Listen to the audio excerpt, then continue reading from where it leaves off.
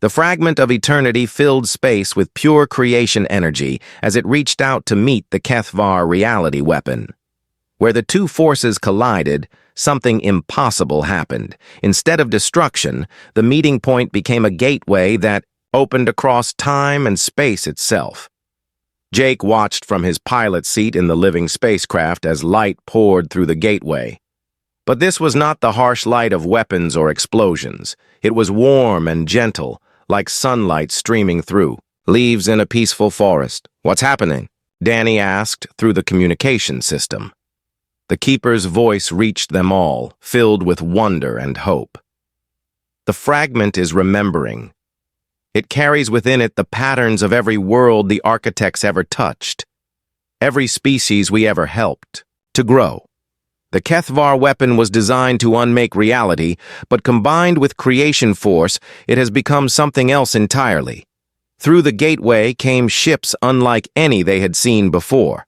These vessels belonged to species that had been extinct for thousands of years, civilizations that the HFY had destroyed during their long campaign of conquest. But now they were returning, restored by the power of the fragment of eternity. The first ship through the gateway belonged to the Verdani, a plant-like species whose homeworld had been burned to ash 3,000 years ago. Their vessel looked like a giant flower that sailed through space on petals of living light. Behind them came the Crystal Singers, beings of pure mineral consciousness whose songs could reshape solid matter.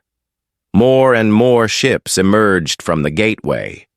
The Tidewalkers who had lived in the oceans of gas giant moons. The Dreamweavers who existed partially in normal space and partially in dimensions of pure thought. The Star Builders whose technology could ignite new suns to warm dead solar systems. Overlord. Zexthol watched this impossible resurrection with growing terror. This cannot be happening. We destroyed these species completely. We made sure nothing remained of their worlds or their people. You destroyed their bodies and their worlds, the Keeper replied, its voice carrying across all communication channels. But the architects preserved their essential patterns within the world ships. Every species you thought you had eliminated still exists within our quantum memory matrices. On Earth, the sudden appearance of dozens of alien fleets caused panic, at first. But Dr. Barnes quickly identified the newcomers as species from the architect databases. These are the civilizations the HFY claim to have destroyed. Somehow they've been brought back to life. Professor Wright monitored the alien communications with growing excitement. They're not hostile. In fact, they're broadcasting messages of gratitude to humanity for awakening the world ship. They're calling us the new gardeners. President Kane stood in the Situation Room, watching displays that showed alien fleets moving to surround and contain the HFY forces. For the first time in days, he allowed himself to hope that Earth might survive this crisis. In space, the tide of battle turned completely. The resurrected civilizations had not forgotten what the HFY had done to them. But instead of seeking revenge, they followed the architect philosophy of transformation rather than destruction. The Verdani ships released clouds of spores that attached to HFY hulls and began growing into beautiful gardens. The Crystal Singers used their harmonic weapons to restructure enemy armor into musical instruments that played peaceful melodies. The Dreamweavers entered the minds of HFY soldiers and showed them visions of what the galaxy could become if they chose cooperation over conquest. Jake and his human pilots found themselves working alongside these resurrected species as if they had been allies for years. The architect technology in their ships translated not just languages but intentions and emotions, creating understanding between species that had never met before. Commander Morrison, came a new voice through the communication system. It belonged to a Verdani ship captain whose name translated as Forest Song Under Starlight.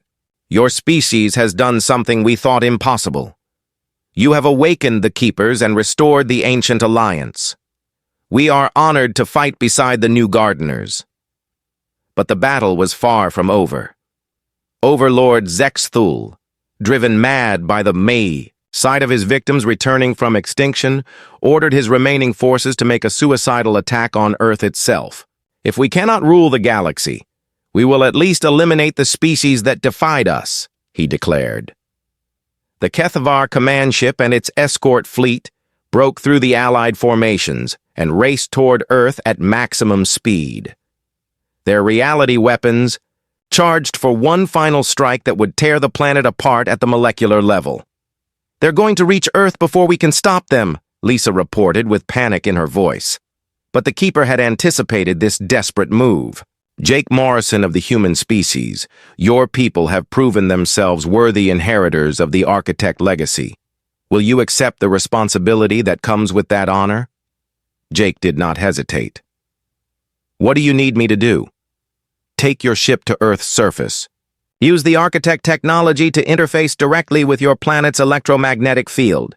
If humans truly carry our genetic markers, you may be able to transform your entire world into something the Kethvar weapons cannot touch." Jake's ship descended through Earth's atmosphere faster than any human-built vessel could safely travel. The living spacecraft protected him from the heat and pressure as he dove toward the planet's surface. Behind him, the Kethvar fleet followed like avenging demons. General Hayes tracked Jake's descent from her command center. "All units, provide cover for the alien craft. Whatever they're trying to do, we need to give them time to complete it." Earth's military forces launched everything they had at the approaching Kethvar ships. Nuclear missiles, particle beam weapons, kinetic bombardment satellites. None of it was powerful enough to stop the enemy, but it slowed them down precious seconds. Jake landed his ship in Central Park in New York City. As soon as he touched the ground, he felt the connection the Keeper had described. Through the Architect technology, he could sense the living pulse of the entire planet. Every tree, every ocean, every creature on Earth was part of a vast network of life that had been growing for billions of years. "I can feel it," Jake whispered. "The whole planet is alive." "Now extend that connection," the Keeper instructed from space. "Show the planet what it can become." Jake reached out with his mind. Guided by technology that was older than human civilization, he felt the Earth respond to his touch, felt the genetic markers in every human being awakening to possibilities they had never imagined. Across the planet, people began to change. Not their bodies, but their understanding. Scientists suddenly grasped principles of physics that had been mysteries for centuries. Engineers found themselves able to build machines that worked in harmony with natural systems rather than against them. Artists created works that seemed to glow with inner light. The transformation spread from human minds to human technology. Weapons became tools of construction. Factories began producing devices that cleaned the environment rather than polluting it. Spacecraft lifted off from every major city, their crews suddenly able to operate technology they had never seen before. When Overlord Zexthul fired his reality weapon at Earth, it struck a planet that was no longer entirely within normal space. The transformation Jake had triggered had shifted Earth partially into the same quantum dimensions where the architects had hidden their greatest creations. The weapon passed harmlessly through the planet like light through clear water. Earth remained untouched, but the weapon's energy was absorbed and redirected back toward the Kethvar fleet. But instead of destroying them, the redirected energy carried with it the transformative power that now flowed through Earth's biosphere. Kethvar ships began to change, their hulls sprouting gardens, their weapon systems becoming instruments of healing and growth. Overlord Zexthul found himself standing in a command center that had become a greenhouse filled with flowering vines. Around him, his crew looked at their hands in wonder as centuries of genetic modifications were gently reversed, revealing their original forms beneath layers of artificial enhancement. "This is impossible," Zexthul whispered. "We are the masters of the galaxy. We decide who lives and who dies." The Keeper's voice reached him through speakers that had become singing crystals. "The galaxy has decided for itself. It chooses life over death, growth over stagnation, cooperation over conquest. The war ended not with explosions and destruction, but with understanding and transformation. The HFY collective found itself surrounded by species they had thought extinct, technologies they could not comprehend, and possibilities they had never imagined. Some of the HFY chose exile, flying their transformed ships to the far edges of the galaxy where they could contemplate what they had become. Others remained to face judgment from the civilizations they had wronged, accepting punishment and seeking ways to make amends for their crimes. But most surprising of all, many HFY chose to join the new galactic alliance that formed around Earth and the world ships. Freed from the genetic modifications that had made them aggressive and cruel, they rediscovered the curiosity and wonder that had originally driven them to the stars. Jake stood in the gardens of Central Park, now expanded, by architect biotechnology into a living testament to the beauty. The USS Horizon shook violently as the world ship's massive engines fired for the first time in 12,000 years. Jake gripped a support rail as the ancient vessel began to move through space with impossible grace. Around him, the ship's corridors filled with light as dormant systems awakened throughout its enormous hull. "Commander, the HFY fleet is approaching our position," Amy reported from the bridge. "I count over 200 vessels. They're demanding we surrender the world ship immediately." The keeper stood at the ship's central control station, its hands moving across surfaces that responded to thought and touch. The HFY always attack with overwhelming numbers. They learned long ago that patience and massive force can defeat even superior technology. Jake watched as tactical displays showed the approaching enemy fleet. Each HFY ship was a deadly weapon of war, bristling with energy cannons and shield generators. Their silver hulls reflected the light of distant stars as they moved into attack formation around the world ship. "This is Overlord Zexthul," came the mechanical voice across all communication channels. "You have awakened technology that you cannot control. Surrender now, and your deaths will be swift." The keeper's large eyes flashed with anger. The HFY speak of death as if it were a gift. They have forgotten that life is the greatest treasure in the universe. Danny worked frantically at his engineering station, trying to understand the ship's defensive capabilities. "Commander, the power readings are off the charts. This ship has enough energy to light up an entire star system. On Earth, billions of people watched the skies as the HFY demonstrated their power. Space stations exploded in brilliant flashes of light. Satellites were vaporized by beams of silver energy. The message was clear: submit or face total destruction. President Kane stood in the White House Situation Room, surrounded by military advisors and world leaders connected by video link. "General Hayes, what's the status of our defensive preparations?" "All. Nuclear forces are at maximum readiness," General Hayes replied. "But sir, our weapons are like throwing rocks at battleships. The HFY technology is centuries ahead of ours." Dr. Barnes burst into the Situation Room carrying a tablet filled with new data. "Mr. President, I've been analyzing the transmissions from the world ship.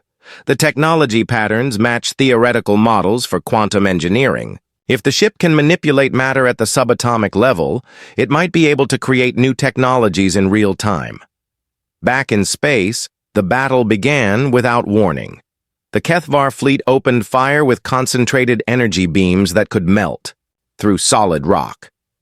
But as their weapons struck the world ship's hull, something unexpected happened. The ancient vessel absorbed the energy attacks and converted them into power for its own systems. "Impossible!" Overlord Zexthul snarled from his command ship. "No architect vessel has ever shown such capability." The keeper smiled for the first time since awakening. "This is not just any architect vessel. This is World Ship 11, the prototype. For all others, we built into it capabilities that even we did not fully understand." The world ship's weapons emerged from hidden compartments along its hull. But these were not ordinary energy cannons. they fired beams of pure creation force, the same power used to terraform dead worlds into gardens of life.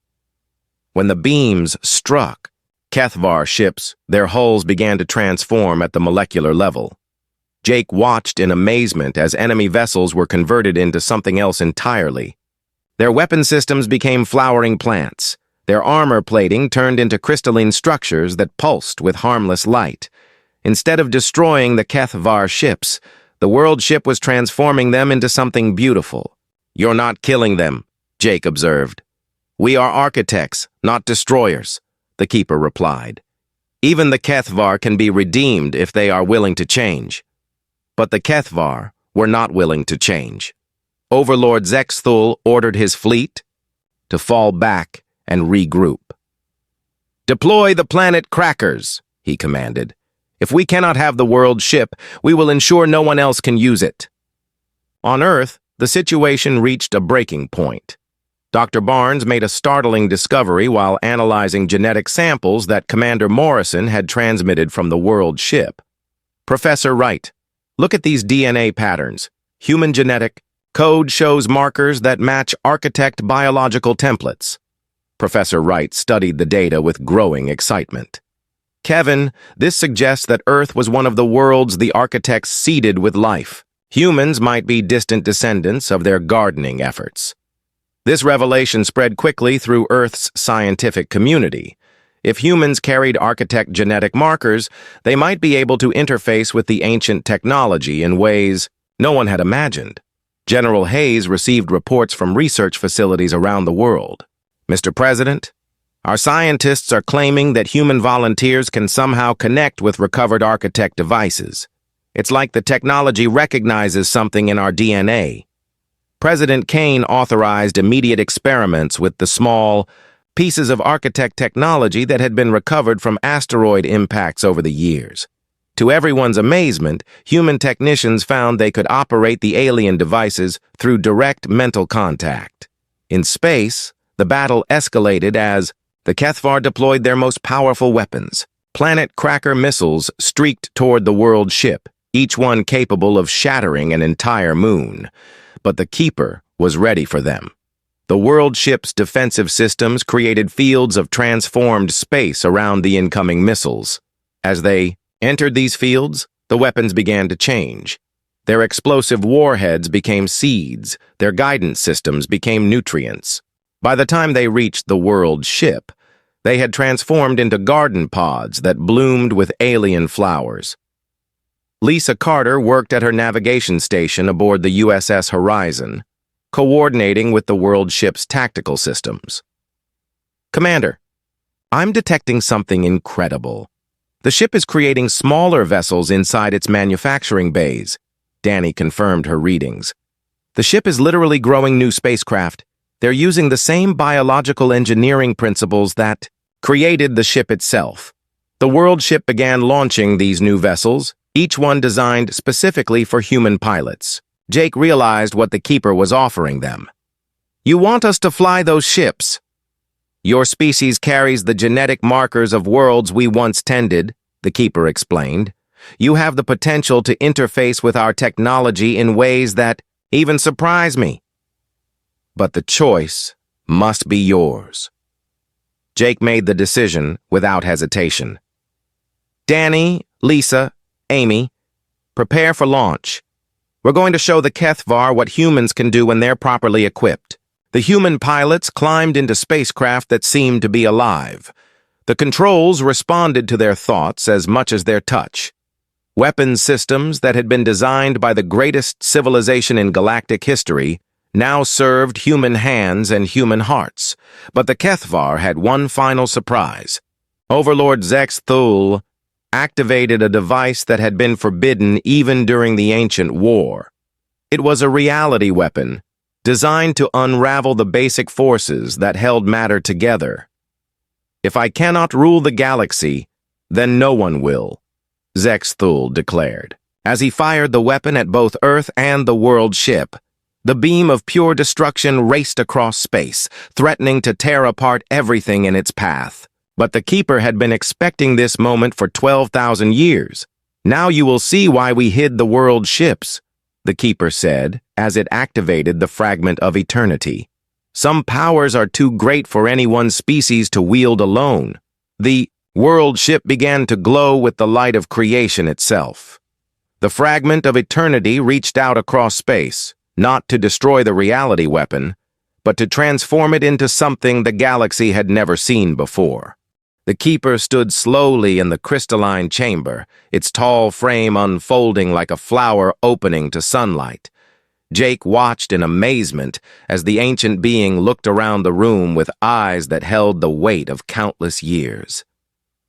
When the keeper spoke again, the words formed directly in Jake's mind rather than through his ears. "I am the last guardian of this vessel," the keeper said. "My name translates to your language as Wisdom Keeper of the Eternal Garden. You may call me simply Keeper. What species are you, and how did you find our hidden sanctuary?" Jake stepped forward carefully, not wanting to frighten the ancient being. "I am Commander Jake Morrison of the human species. We discovered your ship while exploring this star system. The HFY have come to Earth demanding we give them your ship." The keeper's large eyes widened with alarm. "The HFY have found Earth? This is grave news indeed. How long have I slept?" Danny checked his instruments.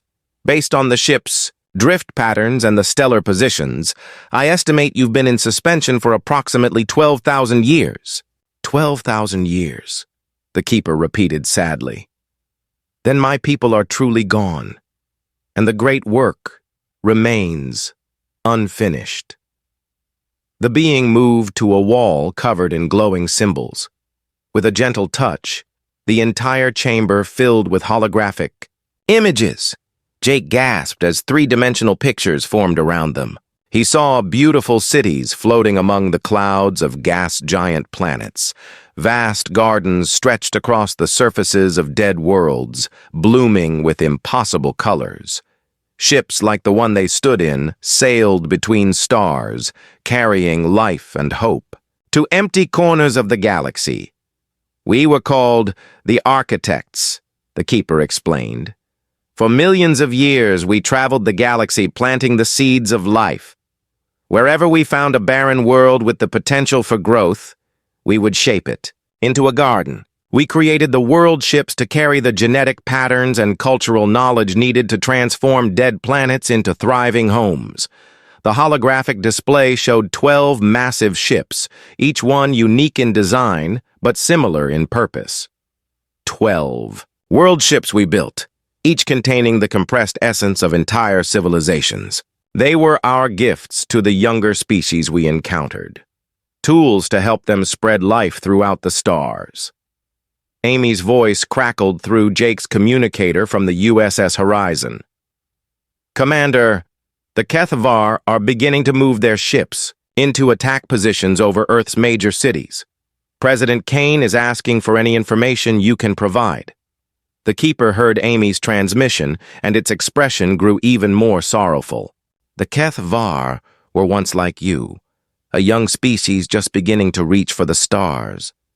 We offered them friendship and shared our knowledge freely, but they saw our gifts as weapons to be claimed rather than tools to be shared." New holographic images formed showing a different story. The HFY appeared as they truly were beneath their technological enhancements. They were shorter and stockier than humans, with gray skin and eyes that burned with endless hunger. But it was not their appearance that made them frightening. It was their actions. "The HFY studied our world ships and learned to replicate some of our technology," the keeper continued. "But they used what they learned for conquest rather than creation. They began hunting down other species, demanding submission or destruction. When we tried to stop them, they declared war upon all architects." Jake watched in horror as the holographic display showed the systematic destruction of the architect civilization. Despite their advanced technology, the architects were builders and gardeners at heart. They were not prepared for the brutal efficiency of the HFY military machine. "The war lasted 3,000 years, the keeper said. "World after world fell to the HFY advance. They did not simply conquer our colonies. They sterilized them completely, removing every trace of life we had planted. They turned our gardens back into lifeless rock. On Earth, the situation grew more desperate by the hour. General Hayes coordinated with military commanders around the world, but every analysis reached the same conclusion. Humanity's weapons were thousands of years behind HFY technology. Their ships could destroy entire cities from orbit while remaining completely untouchable. Dr. Barnes and Professor Wright worked frantically to decode more information from the world ship's databases.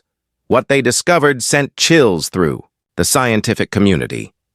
The HFY had not stopped with destroying the architects. Over the past 12,000 years, they had eliminated dozens of other civilizations that refused to submit to their rule. The pattern is always the same, Dr. Barnes reported to the emergency session of world leaders. The HFY appear at a civilization's homeworld, demand submission, and destroy everything if they are refused. They've turned entire star systems into graveyards. Back aboard the world ship, the Keeper showed Jake more of the ancient war's final stages.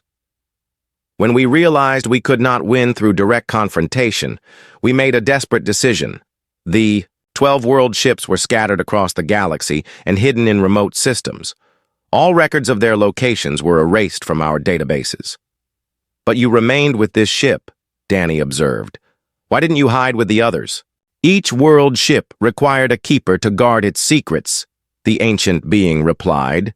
We accepted that we would likely die alone, forgotten in the darkness between stars, but we hoped that someday a worthy species would find our ships and continue the work we could not finish. The holographic display changed to show the interior of the world ship in greater detail. Jake saw vast chambers filled with genetic templates for thousands of species. Libraries contained the accumulated knowledge of hundreds of civilizations. Most importantly, at the ship's very heart lay something the Keeper called the Fragment of Eternity. The Fragment is our greatest creation and our most dangerous tool, the Keeper explained. It can reshape matter and energy on a planetary scale. In the right hands, it can transform dead worlds into gardens of life within days. In the wrong hands, it could sterilize entire star systems. Jake felt a chill as he understood the implications.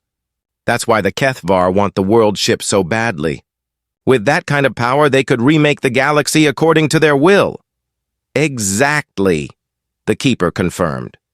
They seek to create a universe where only they can survive.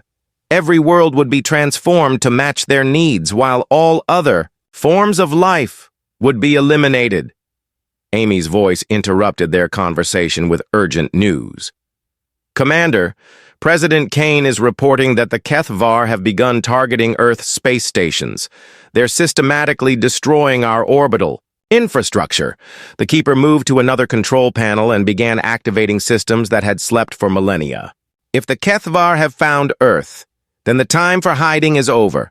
This world ship was designed not only to create life, but to protect it. Lights began to pulse through the ship's corridors as ancient defensive systems came online. Jake felt the deck vibrate beneath his feet as massive engines that had been silent for 12,000 years began to stir. "What are you doing?" Jake asked. "Preparing for war," the Keeper replied. "Your species has found one of our ships, which means you have the potential to continue our work. I will not allow the HFY to destroy another garden before it has a chance to bloom." On Earth, President Kane received Jake's latest transmission with a mixture of hope and terror. The idea that humanity might have alien allies was encouraging, but the scope of the conflict they were entering was overwhelming. "Mr. President," General Hayes reported, "our deep space sensors are detecting massive energy buildups from the world ship's location. Whatever Commander Morrison and his team are doing out there, it's generating power levels that rival our entire nuclear arsenal." The Keeper's hands moved across control surfaces that seemed to respond to thought as much as touch. The HFY believe they have already won this war. They think all the architects are dead and all the world ships are lost. They are about to learn how wrong they are. Jake watched in amazement as the world ship's hull began to glow with inner fire. Weapons systems that had slumbered for 12 millennia awakened with terrible purpose. For the first time since the ancient war began, a world ship prepared to fight back against the HFY collective. "Commander Morrison," the keeper said, "your species stands at a crossroads. You can surrender the ship and live as slaves under HFY rule, or you can fight alongside me to reclaim the galaxy for life itself. Choose quickly, because the final battle is about to begin." President Robert Kane was drinking his morning coffee when the emergency alert came through. The red phone on his desk rang with the sound that every world leader feared. General Patricia Hayes appeared on his secure video screen, her face pale, with worry. "Mr. President, we have a situation," General Hayes said. "Commander Morrison's deep space mission has made contact with an alien artifact, but that's not the worst part. We have confirmed alien ships approaching Earth." President Kane set down his coffee cup with shaking hands. "How many ships?" "Dozens, sir. They appeared out of nowhere about an hour ago. Our satellites detected massive energy signatures just beyond the moon's orbit. These ships are unlike anything we've ever seen." As General Hayes spoke, similar scenes played out across the globe. In London, Prime Minister William Clark received urgent reports from his military advisors. In Beijing, Chairman Liu Wei watched satellite feeds showing enormous alien vessels hanging in space above major cities. In Moscow, President Viktor Petrov ordered his nuclear forces to highest alert. The alien ships were beautiful and terrifying. They looked like giant silver teardrops, each one several kilometers long. Their hulls seemed to shift and flow like liquid metal, and they moved through space without any visible means of propulsion. Most frightening of all, they had positioned themselves directly above Earth's largest population centers. Amy Walsh worked frantically at her communications station aboard the USS Horizon. The approaching alien fleet had sent no messages, made no demands, given no explanations for their presence. They simply arrived and took positions like they owned the solar system. "Commander Morrison, I'm receiving a transmission from Earth," Amy called out. "It's President Kane himself." Jake's face appeared on President Kane's screen a few minutes later. The delay from the deep space communication made conversation difficult, but Jake quickly explained what they had found. "The ship we discovered is called a Class 111 world ship," Jake reported. "Our initial scans suggest it contains technology far beyond our current understanding. We found evidence of entire civilizations preserved inside its hull." President Kane felt a growing sense of dread. "Commander, do you think the alien fleet is connected to your discovery?" Before Jake could answer, every communication device on Earth began broadcasting the same message at the same time. Television screens, radios, cell phones, and computer. Networks all carried the alien transmission. The voice that spoke was deep and mechanical, like the sound of grinding metal. "People of Earth," the voice said, "I am Overlord Zexthol of the HFY Collective. You have discovered something that belongs to us. The Class 111 world ship must be returned immediately." General Hayes watched the broadcast from her command center deep beneath the Pentagon. Her staff worked around her, coordinating with military forces worldwide. Every weapon Earth possessed seemed laughably small compared to the alien ships hanging over their cities. "Your species has stumbled upon technology you cannot understand," the alien voice continued. "The world ship contains power that could destroy star systems. For the safety of the galaxy, it must be placed under our protection." Dr. Kevin Barnes, Earth's leading expert on ancient civilizations, listened to the broadcast from his laboratory at the University of California. Something about the aliens' words bothered him. The way they spoke about the world ship suggested they knew exactly what it was, but had not built it themselves. "We give you 72 hours to return the world ship to us," Overlord Zexthol announced. "If you refuse, we will demonstrate the consequences of defying the HFY Collective. Your major cities will burn, and your civilization will join the countless others we have eliminated." The transmission ended, leaving Earth in stunned silence. President Kane immediately called an emergency session of the United Nations Security Council. Representatives from every major nation gathered via secure video links to discuss humanity's response. "We cannot give them the ship," argued Secretary of Defense Jennifer Walsh. "If this technology is as powerful as they claim, handing it over would make them unstoppable. But if we refuse, they'll destroy our cities," countered Secretary of State Ryan Cooper. "We're talking about billions of lives." Dr. Barnes requested permission to address the Security Council. His weathered face appeared on screens around the world as he shared his analysis of the alien transmission. The Kethvar spoke about the world ship as if they were familiar with it, but they called it by a designation number rather than a name, Dr. Barnes explained. This suggests they catalog these ships rather than build them. "I believe we're dealing with scavengers, not the original creators." Professor Helen Wright, the world's foremost expert in alien languages, had been working with Dr. Barnes to analyze fragments of data from the world ship.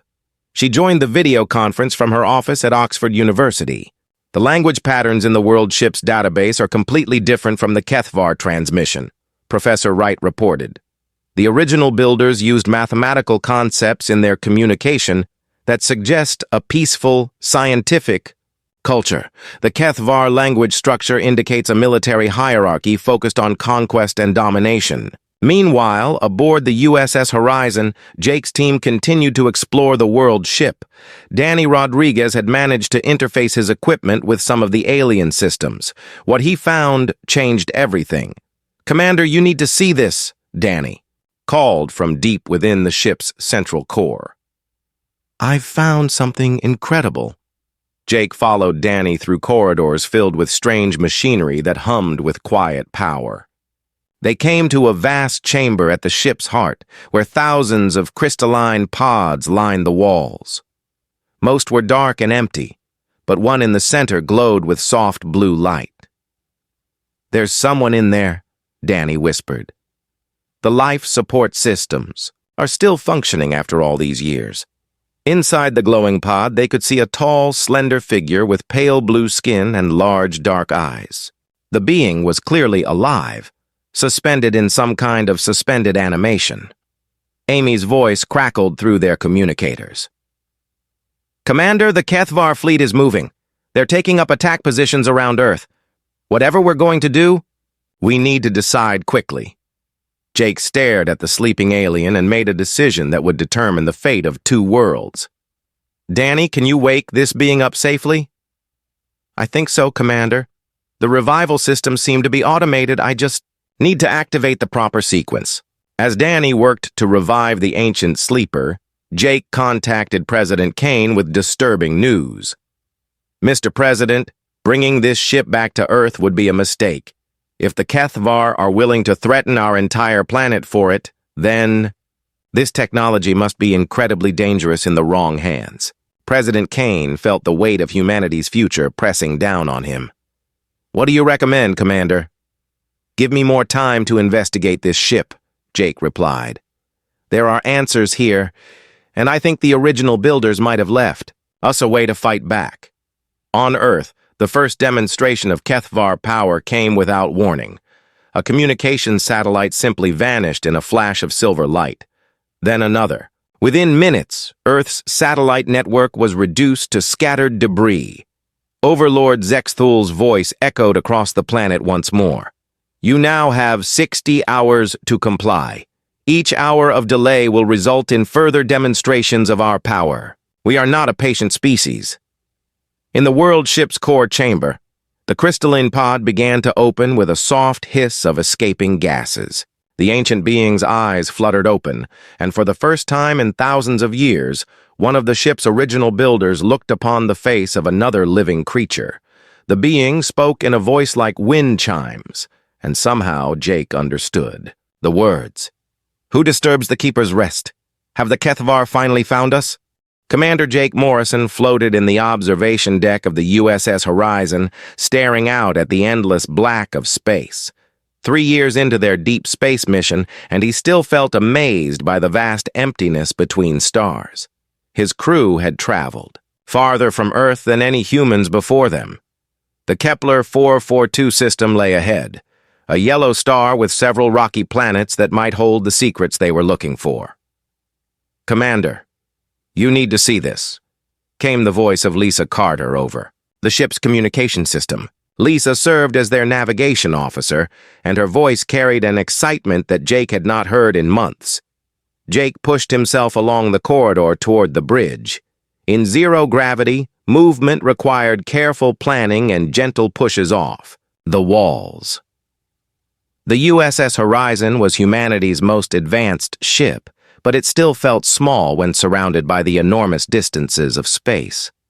Danny Rodriguez looked up from his engineering station as Jake entered the bridge. Danny kept their ship running smoothly, fixing problems before they became disasters.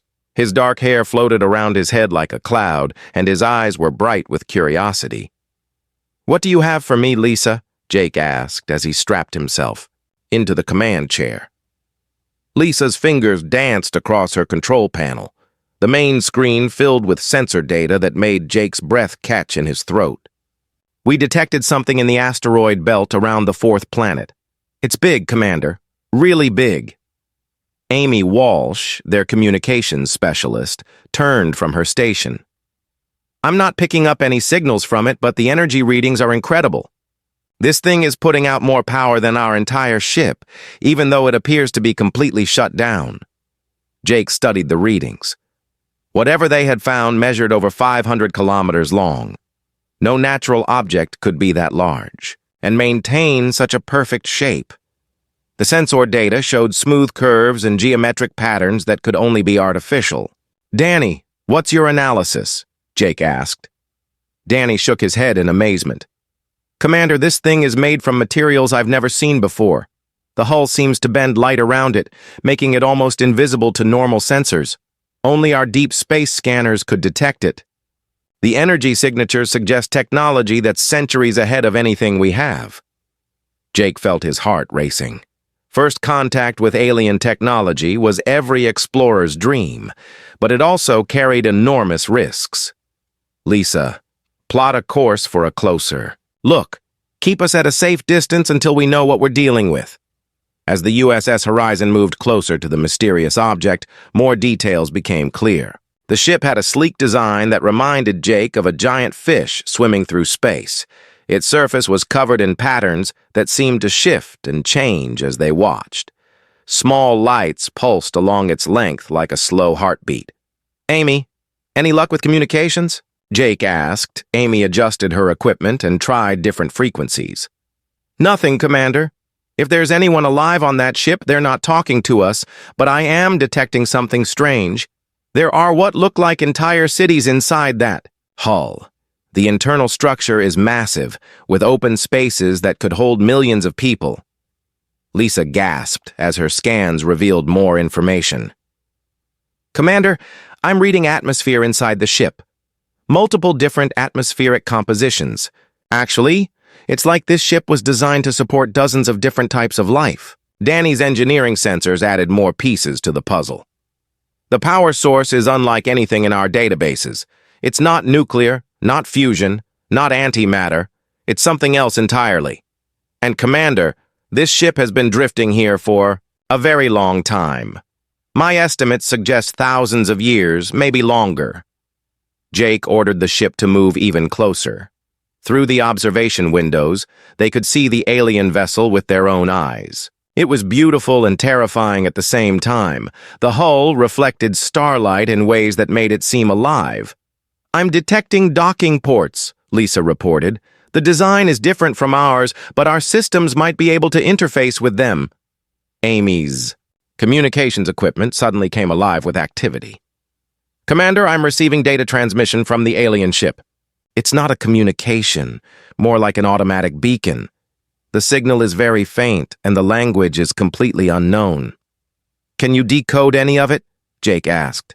Amy worked frantically at her station. "I'm trying to find patterns in the data. There are repeated sequences that might be identification codes or navigation markers. Wait, I'm getting something else. Commander, this isn't just any ship. The beacon is identifying it as something called a Class 111 world ship." Danny looked. up from his analysis. World ship? That suggests this vessel was designed for interstellar colonization. The size would make sense if it was meant to carry entire populations between star systems. Jake made a decision that would change everything. Prepare a boarding shuttle. We're going to take a closer look inside that ship. Lisa turned to face him with concern in her eyes. Commander, are you sure that's wise? We have no idea what's waiting for us in there. That's exactly why we need to investigate, Jake replied. This could be the greatest discovery in human history. We can't just fly away without learning what we can. The boarding party consisted of Jake, Danny, and two security officers named Pete Collins and Karen Stone. They wore full environmental suits and carried every scanning device the USS Horizon possessed. The shuttle docked with the alien ship, surprisingly easily, as if the docking systems had been designed to accommodate different technologies. Inside the world ship, they found wonders beyond imagination. Vast chambers stretched out like underground cities, with buildings and structures that defied human understanding. Gardens filled with alien plants had grown wild during the ship's long journey through space. The air was breathable for humans, though they kept their suits sealed as a precaution. The level of technology here is incredible, Danny whispered as they explored. These materials are stronger than anything we know how to make, but they seem to be grown rather than manufactured. Jake led the team deeper into the ship. They found libraries filled with crystalline storage devices, laboratories with equipment that hummed with quiet power, and living quarters designed for beings both larger and smaller than humans. Everything suggested a civilization far more advanced than Earth's. Amy's voice came through their communicators from the USS Horizon. Commander, I'm detecting massive energy signatures approaching from the edge of the solar system. Something big is coming our way, and it's moving fast. Jake felt a chill run down his spine. How long until they arrive? At their current speed, maybe 6 hours, Amy replied. Commander, these energy signatures match the power levels of the world ship. Whatever's coming, it's using the same technology. The implications hit Jake like a physical blow. They had found something ancient and powerful, and now something else was coming to claim it. He looked around at the beautiful alien chambers surrounding them and realized that their discovery might have just started a war. Pack up everything we can carry, Jake ordered his team. We need to get back to the ship and prepare for contact. Whatever's coming, I don't think they're going to be happy to find us here.